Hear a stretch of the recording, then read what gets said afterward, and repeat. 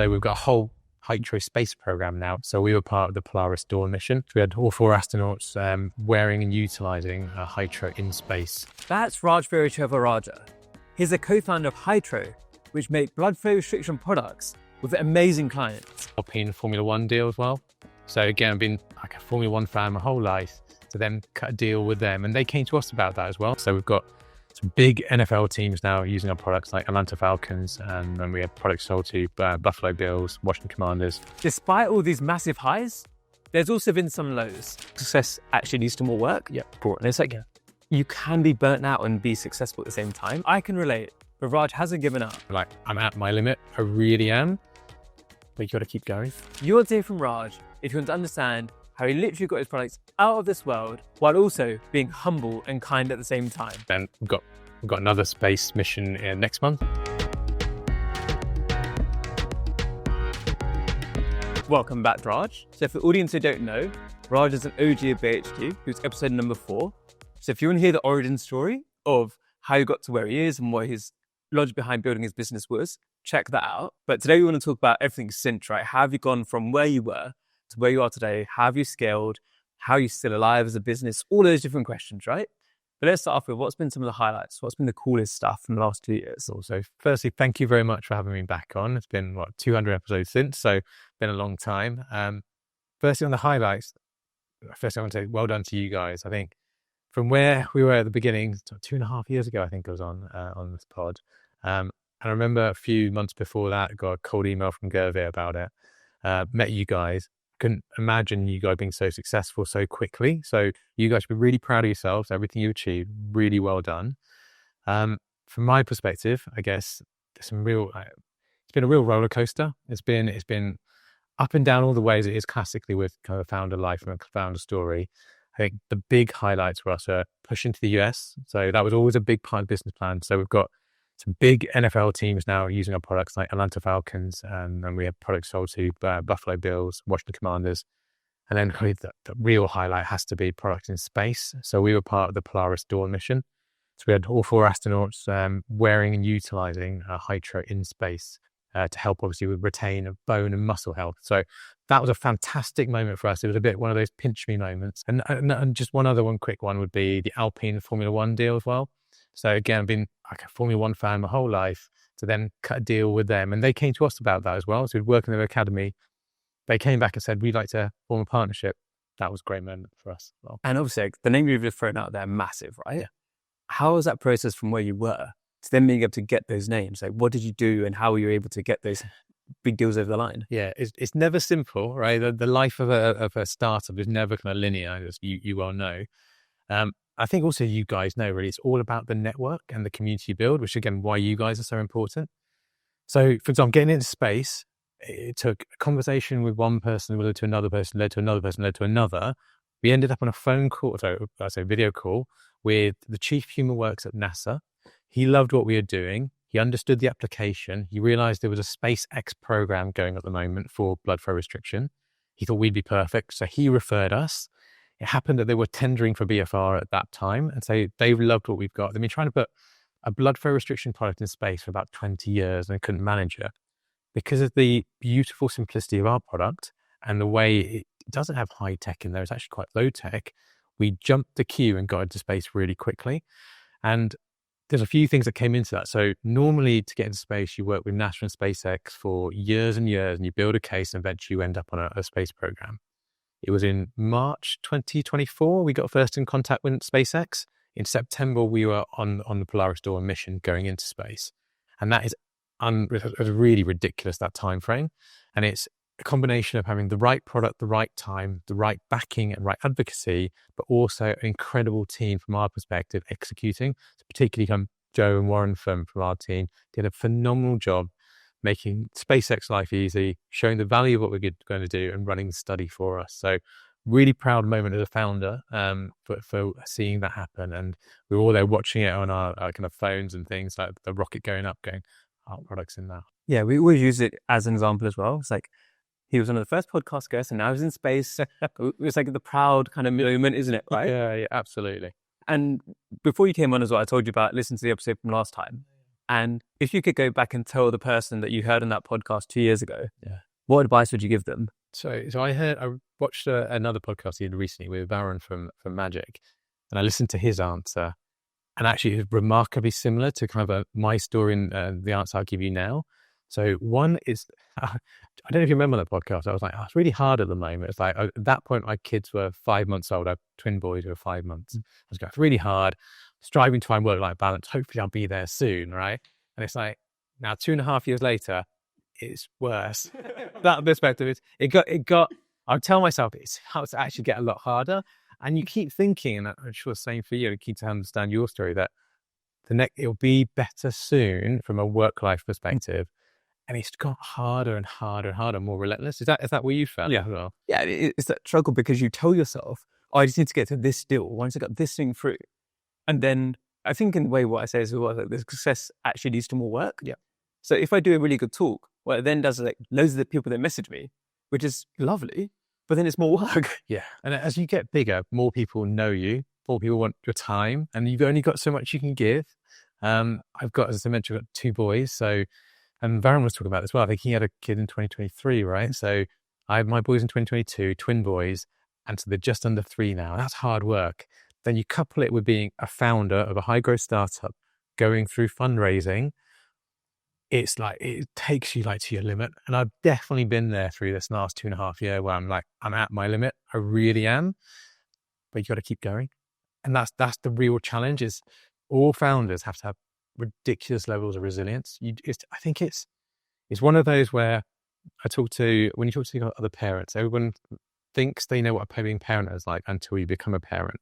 And when I was single, I was like, yeah, I'm sure it's fine. When you get kids, it's fine.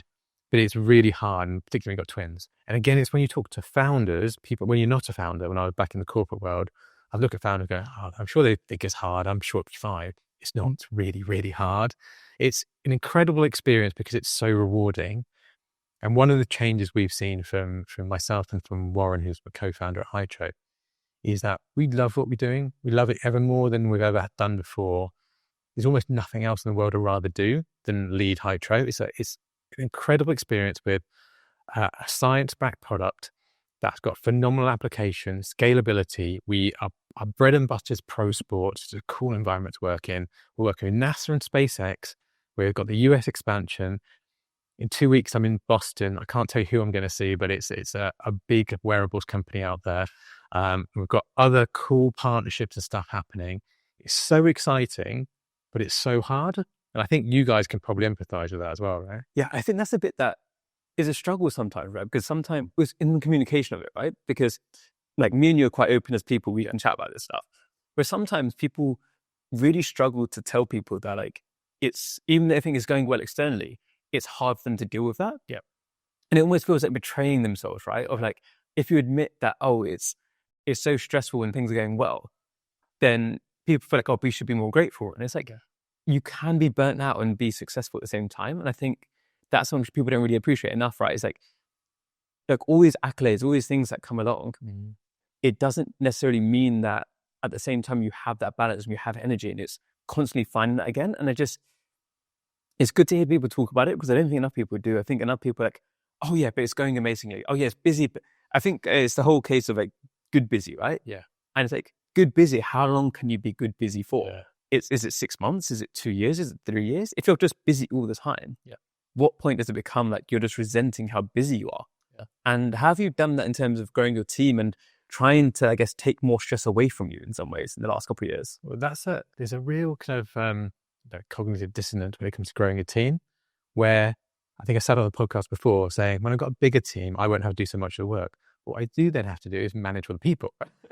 And that's quite draining at times, right? Particularly, I've got a brilliant team. It's absolute phenomenal people in the team. But at the same time, they're so different and they require so much different techniques from me to make sure they're motivated, they understand what they're doing, making sure everyone's working toward the same direction. That's challenging in itself. So and actually the workload for me has also increased. So as we've got bigger. So that's where I'm kind of like, I'm really stretched.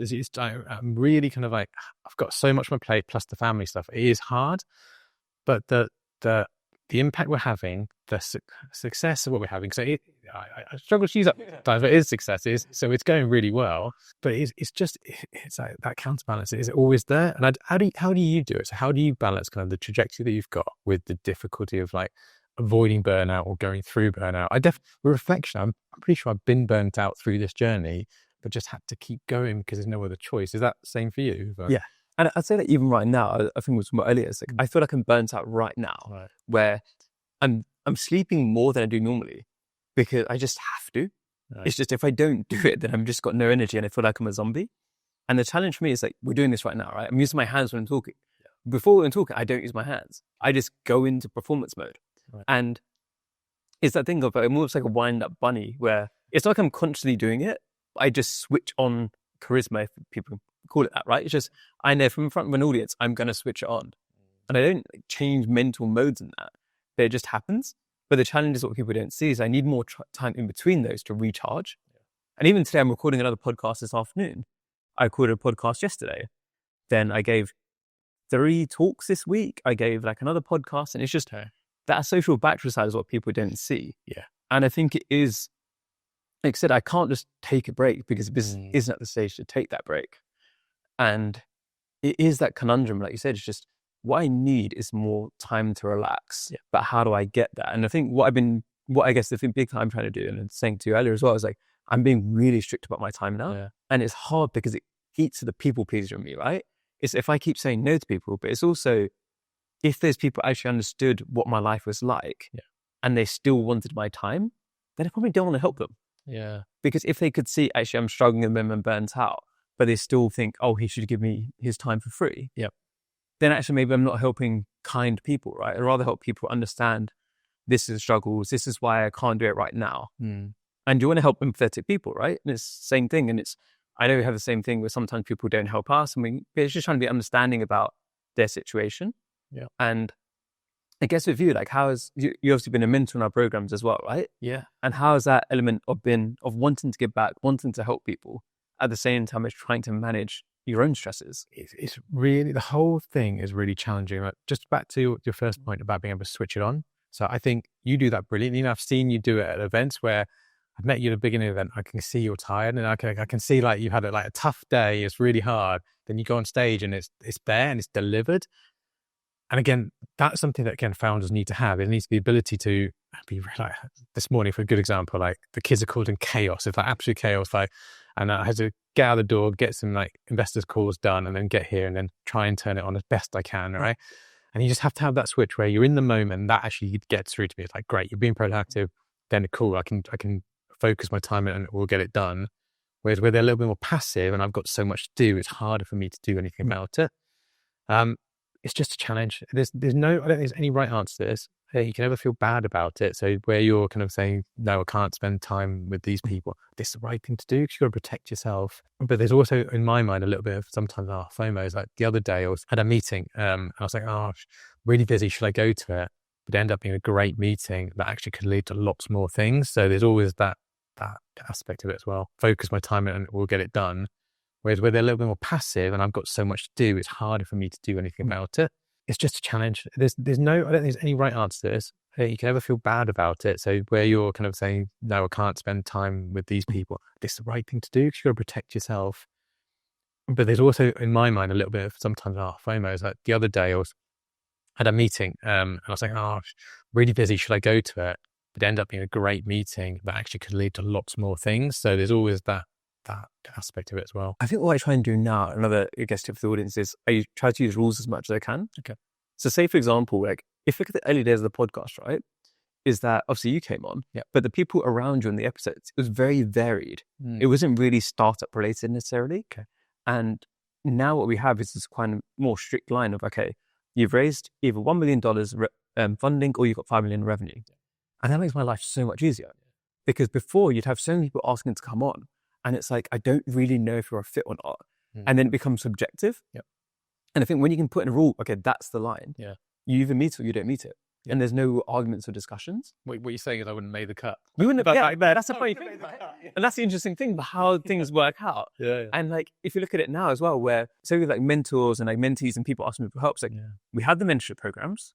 I mentor people on programs. I don't mentor outside of programs at all. And that's where, and I think, obviously, I would say, because I'm biased, I have a mentorship program. But I say the best way for like founders to manage at times with that kind of help things, like if you do it in a structured program, then there's this is what you're meant to do. Whereas if it's just a random request, especially as you said, like as you get more successful, as you get larger, it's so hard to do with random stuff. And that's what is tough thing. So in the last week, I've talked to about 500 students at events, right? If I can't mentor all of them, there is no way in hell. But by putting together a program, some of those can get into that program. And if I said, even with then, if I think a lot of people don't do this enough, they don't use the open doors. If there is a program, it's much better to apply to a program and get somebody than to randomly message somebody. Because then, how, like you said, how does that person then fit into their time? And if you're part of a program, then be proactive. If that person has said they're going to give up time to help you, use that time. Whereas, like you said, like if you're having to chase a mentee, that's not the way it should be worked out. That you're helping them. So they've got to stick to the rules. They've got to make sure they come to, and we say this to people, right? It's like, you've got to come to the sessions prepared. These are the problems I want to deal with. These are the things I'm struggling with. If you're just there like a lemon, and then it's like, now it's up to the mentor to give extra energy to you to work out what you need. You should be coming and be like, look, I'm struggling with this. I'm trying to work out my go-to-market strategy. I'm trying to work out how funding works. I'm trying to work out this. And that's how you can actually be helped. And you've got to make yourself, when you're reaching people like us, you've got to make yourself easy to help by saying that this is the thing I don't understand, or this is the thing that I'm struggling with. Is my pitch deck any good? Whatever it is, right? Can I do a pitch to you so you can analyze it, right? And when you don't do that and you just turn up and you just chat, it then becomes it's a less efficient use of your time. Yeah, that's true. Because I mean, you're like me, like super busy at the moment, and you've always been really good about giving up your time to everybody. And I found I can't do that anymore. You've got to be really protective. And you've also got to be a little bit selfish about it as well, because I don't think it's either of our natures to do this, but when you're going into a meeting or you've got so much to do, it's like, actually, how is this person, going to benefit the company and ourselves in a way going forward as well? I'd love to do everything altruistically if we can, but we just don't have the time. So when people use your time, it should be actually coming to the table with how can benefit BHQ. It shouldn't just be, oh, how can MLI help me, right? So whether that's, funding for BHQ, or they can help with programming, bring sponsors, something like that, it's good for people to come to you with a reason, and rather than just wanting to take from the community. I think that's really important for people to understand. Hello. Quick interruption to let you know a bit more about BayHQ. We're the community for high growth Asian heritage entrepreneurs, operators, and investors in the UK. You can join us totally free at thebayhq.com/join. There you'll get our CEO structure in your inbox every week, which is content, events, and opportunities. You can also get access to our free Startup Fundamentals course by joining. Let's get back to the show. I think big from there as well as being specific is that, like, on our website, for example, and listening, like, you can see what programs we offer, and you can also see how you can give back. And if you can't take the time to just look at that, then you're like, sometimes people ask me like, oh, how can I get involved? And it's like, did you look at the newsletter? Did you look at, like, there's all these places which we make it easy for you to find. And doing that, having that bit of being resourceful, just makes such a difference. Agreed. Because like right now, you could, if you wanted to help us, you go to the website, you look at the like menu, and it will have like the different programs you can help us with. And you can do that within the next minute. And you could then sign up and be a patron, or you can sign up to a mentor. With people like, oh, I'd love to be a mentor in your program. How can I help? It's like, did you even attempt to like look? Or have you just decided you're going to ask me and take out time? So I get 1,000 messages a week, right? When all of these, if it's a lot of like small questions like that, like think about it. If the other person is busy, can you self-serve? And also for you guys, I think people forget, because you're growing so quickly, you look massive, is that you're still a startup and you still need money to run. And you guys are obviously doing it, without taking anything out of the business yourself. The patron is a way of supporting you guys. And I really wish people would put their hands in their own pockets and back the community, because it's so important. You guys are doing a phenomenal job that I couldn't expected you to do this at the beginning of how you come so far in 2.5 years. We go to the events now, it's sort of sold out. There are thousands of people there. The network's so impressive. I've personally got a lot from the network that's helped Hytro in the journey. Actually helped with your investment, helped with kind of our legal expertise, and we'll talk about that later. There's lots of different ways that the BayHQ has benefited myself and Hytro. And it's great for people to also help you guys. So for many people, they go and support you guys through Patreon. There's I think different tiers of that people can kind of help you with funding, and I really hope people do that. So, like, as you've been doing this for like a couple of years now, right?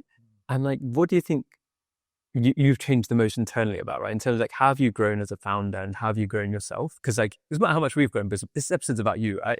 Like, tell us about like, how have you grown? What have you learned that you think you're much better of a founder than you were before? And maybe people listening could shortcut some of those lessons. Yeah, there's a lot you learn. The learning curve is incredible as a founder. And there's different aspects to it as well. I think one aspect that dominates kind of the founding life is fundraising. We operate kind of an always-on fundraising model. At the moment, we're trying to close a relatively significant seed round, which hopefully we over the line soon. Yeah, absolutely. But what it takes to close that is an incredible effort, and you have to do that alongside growing the business. So being able to do both, again, stretches you incredibly. But the learning curve and understanding of the landscape is really important. And I'll go back to the conversation you had with Varun about that, and actually to the UK VC scene. And it comes down to understanding who's going to invest in your company. And I've had similar issues that he talked about where in a similar area, not quite the same, similar area, we've got hardware products, which is not the kind of de rigueur at the moment, right? Everyone wants an AI product or maybe a vegan AI product. I don't know. Something like that. And so we're not classically investable, even though we've got traction, we've got really great pro sports team, we're in space, all that. And it makes it difficult to go and get funding from UK VCs. And I'm absolutely fine with it if VCs, particularly in the UK, say we want, we only want software, we only want kind of like an AI product, we don't do early stage, like be really clear, and then that's cool, no problem. But we don't get that. Actually, what happens is you have quite a few meetings with VCs where they say they're early stage, we're sector agnostic, we have these shoutouts. We're like, great, we tick all these boxes. We've got the team that you're looking for. We've got everything you want. And you get 5 meetings in, it's like, no, you don't fit our thesis. I'm like, hold on, like we covered this. So I just wish that landscape was clearer, because now we understand that. It means we can actually go to who's going to invest quicker, and we don't spend the time wasting a lot of time. We could be scaling the business. So the whole piece of fundraising there. And then for me, I think my own leadership skills and me as a founder has developed a lot. I think what you realize as you go through the journey, you speak to a lot of other founders, which again, AHQ is fantastic for that, is everyone's working out at the same time. Nobody can come in and go, this is the way you grow this business without any shadow of doubt, because every business is unique and different. And we're particularly different as well, I say. So it's actually learning how to adapt your style and being clear on kind of how you want to take it forward. So I'm becoming far more decisive on less information. That's a classic founder thing. When I came from a corporate background, it's like you have all the information, all of the data, and go, okay, so now I can make a decision. I have to move fast. Being in a startup, you have to be agile, you have to be fast. I'm getting much more comfortable about doing that. And it also about prioritization. So we were talking a little bit about that earlier as well. Being super clear, like with the resource we have, what moves the needle and what doesn't. And anything that doesn't ladder up, as great as it sounds, we're not doing it. And being really clear with the team around that. So as the team grows, I need to make sure they understand where we're heading, the strategy around that, and what is not to be done as well as what is to be done. And so that's my kind of growth as a leader for Hytro. So it's an interesting point. So one thing I think about the VCs wasting time in meetings, and I think this is a whole power dynamic, right? Which now, because I'm in like an LP, right? Which means I put in a tiny amount of money into a couple of funds. But it gives me a different perspective. Checks, right? Big checks now, eh? Well, it's like, it was like, we're broke, but it's what it is that when you start to analyze VC pitch decks, you start to see the world differently. Yeah. And I think a lot of the time when people start at the beginning, it's like VC is this mythical thing, right? Whereas when I look at it now, it's like, does this VC actually have a good thesis? Do they have a competitive advantage? A VC is a startup in many ways itself. And when you start to realize that, you can see actually a lot of these VCs, sometimes they're presenting a power that they don't really have. And it's something which I try to be really careful about, right? Because if you keep promising everything, then you can't deliver on it. But with a lot of the VCs, they're talking to you because they need to show their investors that, or potential investors, that we've got a pipeline of good deals here coming up, right? And it's that FOMO element of they don't want to say no to you, because if you turn out to be a big thing, they won't be like they had a good relationship with you. And from their perspective, it's like risk mitigation. For the founder, it sucks. And it's really frustrating because I see this all the time with different VCs. And the way I look at it is try to chat to people who've had an experience like VC before and get like an opinion on them. Because if their VC has a portfolio already, one good thing to look at, I always say, is the companies that have failed. Because if you chat to those founders, they might be like, oh, they were like really great. They really supported us and it didn't work out in the end, but they were able to open up doors and they tried their best. Yeah. Or they might say, we failed because that VC tried to force us to do something that we weren't comfortable with. Yeah. And then they've ruined our cap table. They tried to get us fired. And it could be actually a lot of stuff there. But if you have a chat with those people, I think that's what I think is the best way. It is also, like you said, by having other founder friends, you can share information. You can say, okay, I talked to this VC and they talked to me in this way, or they did this, or they led me on. And then you then know what's going on. Yeah. So I think that's one good point in there. And it's also looking at, say, if you think they're stringing you along, or if it's going to be 5 meetings in, then you say, okay, it's being very clear about what's the timelines of this. Like, what are these other meetings about? Okay, what information do you need? And what are your concerns? And I think asking a VC, what are your concerns about a business? People don't like to ask it because you just want to hear positive things. But if they say, oh, we're not sure if this fits our model, or thesis, and you're 4 meetings in, it's like, okay, cool, let's just not do this. Because if you don't know after 4 meetings, you're probably just wasting my time. I think that comes with confidence as well. So now we're really direct on these kind of things. Like, we want to, in the first meeting, we want to understand your thesis, we want to understand your criteria, whether we're investable, but also, are you deploying? So it's the point you just made. Like, do you actually have money to deploy, or are you trying to raise money yourself? Because if that's the case in this environment, and we've spoken to a few VCs who they were trying to raise for a year and a half and they couldn't raise, right? And it wasted a lot of time. I mean, we got some value out of it in terms of kind of strategic help, but it wasted a lot of time. So have they got funds ready to deploy is a really big thing. The founder network is so important. So like Varun took another example. He actually, I spoke to him about a couple of VCs and he said, don't go to these ones, here's one. And he introduced me. It's a great way of doing it. That network, again, through Bay HQ, we can chat to other founders about which ones do you want to work with and get good recommendations is so important. As well as major angel investors. It's a lot easier getting money from angel investors than it is from VCs. VCs, as we've been going through this deal at the moment, which is very, very stressful. I think there's levels of due diligence. It's a very complicated deal. Levels of due diligence is really high, and we're almost there, but it's taken months, and it's so painful in many ways. Whereas with angel is often like, I'll just sign this bit of paper and it's done. It's in your bank account the next day. So you've got to be prepared for that. And then it also, one of the reasons it's so painful because it's changed the dynamic of the whole business. Now we're going to have to set up the board in a particular way. We've got the rights will change, like the shareholder agreements will change. We have to operate and we're more constrained. Are we prepared for that? Yeah, we're going into our eyes open, but we know that we're clear on the trajectory that we're going to. We're going for $1 billion company. That's what we're going for. That's why you're going to be VC backed. If that's not what you want, don't go for VC money. There is easier ways of getting it there. You can retain more control. You don't have the hassle.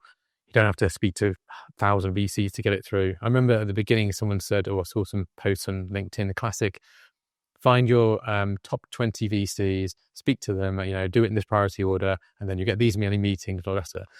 Top 20 VCs, speak to all of them, knows from all of them, go to the next 20, knows from all of those, the next 20, keep going. And it's like, okay, great. Once you got to number 452, it's like, okay, because like we're not that classic AI product that everyone wants to invest in. We're different, but then we now know who wants to invest in and how then they can understand the model and they get the kind of where we could take this. So just really knowing your investor is a big, big part of that. And you also talk about prioritization changed a lot as well, right? And I think it's one of the most difficult things as an early stage founder. You just get excited by things. Yeah.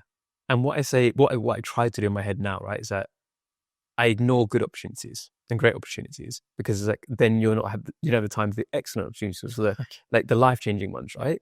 And I think that's one of the big things is that everybody gets obsessed with, oh, this is a good idea. But if it's not a great idea and it's not the idea that you're best at solving, is it just taking time away? And like, how do you try to assess that too? Because have you had things that maybe you did in the last couple of years, which actually in hindsight were just a bit of a distraction that took you away from things? And how did you then cut those off when you realized they weren't moving the needle? Yeah, that's a constant battle because we get opportunities all the time for different things. It can be partnership opportunities is a big one that we get. So we've had recently like fitness providers come to us and go, oh, I really want to work with you. And they've got great big platforms with potential audiences for us. We had to really look at it like that audience is not our audience right now. And actually we should pursue it with someone who really fits what Hytro wants right now, even though it's like, oh, there's 500,000 we could tap into on that. The flip side of that, though, is like the NASA opportunity in SpaceX. The NASA opportunity is very different. So that was a Hail Mary, really. So it's one of those where you have no idea where it's going to go and you have to really weigh it up. So we were like, okay, do we go out to Houston, take the team out there? It could be a complete waste of time and money when we don't have a lot of money. Or do we just go, okay, we're not going to do it? And we had to take a punt, and you just have to take a bit of risk. And we did it, and obviously ended up being on Polaris Dawn, and we've got another space mission next month. So we're in Fram 2. We're on application in for 2 others. So we've got a whole Hytro space program now off the back of that, and taking a punt on it. But it links for me in terms of to risk, and how, interested in your perspective on this in a second, but how you get really comfortable with risk as a founder. And I don't think other people who aren't founders, getting transplanted into the shoes of a founder, will go, this is normal. Like the kind of risk you play with on a daily basis, because it's constantly rolling the dice on existential matters for the company where it could all go south really quickly, but you have to roll the dice to grow. And it's like a really conflicted balance that you have to do. And where most people go, most probably non-founders would go, oh, that's a risky thing to do. Probably shouldn't do that. We as founders go, hell, we're doing that because we know we have to do it to get to the next stage. And if it goes wrong, that's the consequence, unfortunately. So it's a level of risk appetite that is unnaturally high that you are comfortable to live with. It leads to very high stress levels. But again, you have to live with those as well, right? And I think, is that similar for your experience? Yeah, I think it's where it's also, like you said, how as you get bigger, it almost becomes more stressful. Because at the beginning, putting in employees doesn't matter, right? If it doesn't work out, cool, I go and get a job, whatever, right? Once you've got employees, you've got a team, you've got clients who are depending on you, you've got customers, it's actually way more pressure. And it's weird because, like you said, even on that scaling journey, you have to keep taking more risks. Yeah. And it's one of the things I think, like you said, I think we talked about it a couple of times in this episode, like people don't necessarily understand that the bigger you get doesn't make it easier, and it doesn't make it less stressful, because even if you have an amazing team, you're still responsible for that team having payroll and like getting salaries. And if they've got kids, if they can feed their kids, there's so much that going on, right? And it's just, you want to grow, you want to scale, you make bigger impacts, you want to become $1 billion company in your case. And it's just along that line, you just get more comfortable with those things. And it's also understanding in some ways that nothing is ever guaranteed. And it's just, you make these bets. If it doesn't work out, then as long as you've tried your best, right? Yeah. It's like you've just given up. It's not like you've thrown somebody on the bus, but it's just, if the reality is that a deal doesn't come through and you have to let people go, and it sucks, but it could be the situation. And that is just the game you're playing. And if somebody's going to work at a startup, they also need to understand that too. It's like, it's not going to be always safe because you're taking a risk. And the rewards are massive, but then the rewards are only massive because there is a risk involved, right? Yeah. We're really clear when we hire at Hytro that this is a startup and it's a risky environment, and we can't predict the future as much as, we're getting funding in and everything at the moment. It's inherently unstable. But just to your point about, I think when I was on the podcast before, I talked about, it will get better kind of thing. I agree. It doesn't. It just gets more difficult in different ways. And the challenge to me, as it is probably to you, is to find ways to live in the moment and not go, it will get better in the future. Because I don't think it ever does. It just gets harder in different ways. And that's what I'm trying to think about now. It's like, how do I make it so I have some semblance of work-life balance? I get some more sleep, but I get some exercise, and I can continue to deliver for Hytro. Because I think when I was on the podcast before, I was getting very little sleep. The boys were 5 months old. I'm still getting very little sleep. They're now climbing up to 3, and they're really hard work. And I'm still yet to find the way out of that. I'm getting back into the gym now, which is good, and getting that bit. But I've got to still find a way that I can rest more, recover more, because otherwise you're in a perpetual state of being burnt out. And I definitely feel like, at times in the last few years, I've been close to that, or there probably. And there's got to be a way through that. And I speak to a lot of founders about it. Everyone's in the same boat where they want to say it or not. If you've got a high growth startup, you're going to be really up to your max. And you've got to find ways to find time for yourself, find time to recover. And it's a struggle because the mentality is always, I need to work. I need to get on with this. So classically, get up 6 a.m. Okay, start working straight away. And I did that today, right? Before I came on the podcast. I go, I know, come on the podcast. I've got another couple of hours to do that. Get up, work straight away. Kids wake up, sort them out, come in, do that. Got to find a way through that. Any tips? I think on that side as well, what I've started to realize is just life is never going to slow down. So you've got to just prioritize it now. And so for example, going to the gym, right? So after this, go for lunch, I'm going to go for the gym, right? There's going to be people that I don't reply to today. There's going to be messages that I miss. There's going to be opportunities that I miss out on. But there's always going to be opportunities I'm going to miss out on. It's never going to reach a point where I can handle everything. So if I wait for that moment, I'm probably just going to be like decrepit by that point. And it always comes back to like somebody I interviewed right in the early days, like before BHQ, right? Ev Williams, so he's like founder of Twitter. And the thing that struck me, so he was mid-40s at the time. He founded Blogger, Twitter, and Medium. He's got another startup now. But he basically just said, like, I regret all those late nights because now I'm in my 40s. Yes, he's a billionaire, right? But it's just like I spend so much time on my health now because I work so hard and all these health problems. And it's just, it's a challenge because he can say that at his stage and people are like, oh no, I'm going to be different. Like, I'm going to be okay. And it's like, you're not. If you don't prioritize your health now, you're going to end up in the exact same state. Let's say you get a yacht. Great. But if you've got all these health problems because you've got hypertension, you've got all these blood problems, everything like that, is it worth it? And I think that's the thing I'm trying to get back to, which I sometimes forget myself, is that if I'm not healthy, nothing else matters. Yeah.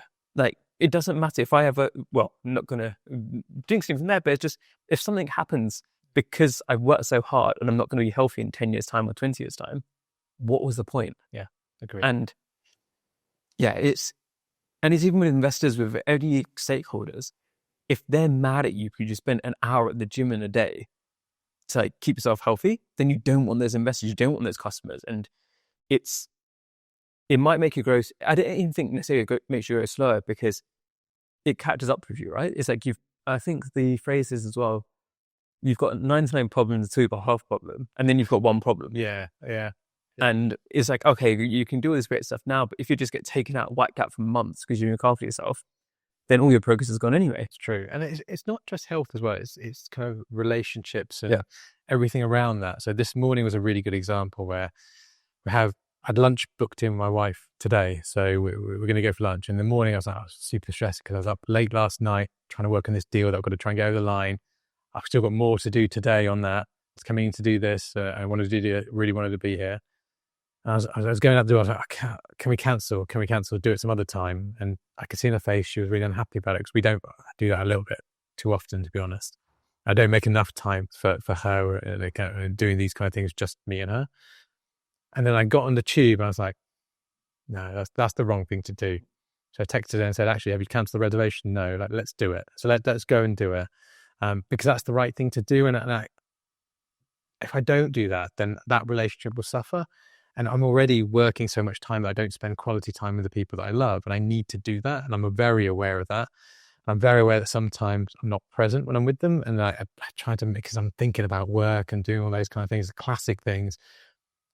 I've got to rein that bit in. And then go back to the thing we talked about earlier about the switch.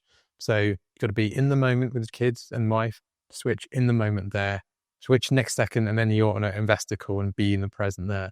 And that's hard. That's hard when you care so much about your job and what you're doing. You care so much about your family. To keep the energy up, requires looking after yourself, which go back to the health point. On that note, we need to wrap up this podcast so you don't miss your lunch. So quick fire questions, and you've done them before. Cool. So first one is, who are 3 British stations you think are doing incredible work? I just have to shout them out today. I'll give you, let's start with, actually, I'm going to mention Varun because I've mentioned it a couple of times already, right? Similar industry, similar challenges. As I said, he was really helpful in giving an intro as well to us. We look at what they're doing with Magic. I mean, you look at Varun's LinkedIn, like, I said to him when I saw him, I only met him once, I said to him, can you leave some of the awards for the rest of us? Right? There's so many awards going on there. Fantastic job, really trailblazer there. So well done to him. Another one is Raid Hamandi. So Raid leads Bonham & Brook, the R&D consultant. So I've gotten to know him over the last few years. And the values that he has and the way he conducts himself is so impressive. He's such an impressive as a person, really principled, trying to do business in the right way, treat people in the right way. It's so impressive. He sometimes does it maybe to the detriment of himself because he's really caring. He really wants to look after people. but that level of values is really something to be really commendable. And then the last one, I'm going to mention because he'll love this. It's not your classic one that you'd expect, but our lawyer, so Rajiv Tiwani, he'll love this. Made his day. You've made his day. We know Rajiv very well, yeah. Obviously, Jolson are is kind of sponsored at the Bay HQ as well, and through that they became our lawyers. And so we've been doing this deal with him for the last 4 months, and he's been incredible. Actually, the level of kind of communication, insight, intelligence that he's bringing alongside the rest of the Jolson team, like Paul, and how they've got this deal through for us. I was on a call late last night with the guys. They were negotiating for us very impressively. Really impressed with that. And it's great that they backed Bay HQ as well. And that's how that all came about. So yeah, Rajiv will be the last one. Yeah, you made his day. I know he's going to be so happy. So for those of you who don't know Rajiv, he's been on the podcast a couple of times now as well. He's got a massive smile. I can just see his face right now. So the other part is obviously if people want to find out more about you and what you're up to, what Hytro is going, where should they go to? Website, hytro.com, but also kind of LinkedIn. You can find out anything about it. Just Google me. You'll see me on there. And is there anything you need help with right now? Always need help with fundraising. It's like a continual thing that we're always doing. And then I think anyone needs a US pro sports and college teams are always helpful for those intros. We'll take those. And then, so obviously, it's so great to have you on again. And like, I can say as well, it's like compared to a lot of the podcast guests, you've right in the early days, we've seen each other lots of times now. I've been to football together. Like, it's been so great to have you part of the community, and just like everything you've done in terms of podcast behind the scenes as well, which people don't necessarily see, has been amazing. And that's not the case for everybody, right? Not everybody who says they want to help, we put in so much care and effort and really support us behind the scenes. So really appreciate that. No, thank you. No, thank you. I wish everybody did that. Okay, so everyone can get together as a community and really help what you guys are doing, because it's helping the whole of us so much. So well done to you guys. Thank you very much for having me back as well. Appreciate that. Thank you for watching. Don't forget to subscribe. See you next time.